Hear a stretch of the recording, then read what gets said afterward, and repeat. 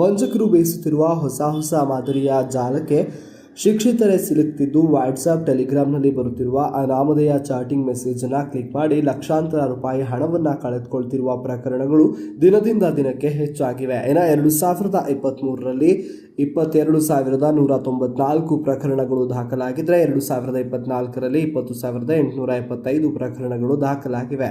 ಇನ್ನು 2023ರಲ್ಲಿ 862 ಕೋಟಿ ರು ವಂಚನೆಯಾಗಿದ್ದರೆ 2024ರಲ್ಲಿ 2,047 ಕೋಟಿ ರು ವಂಚನೆಯಾಗಿದೆ.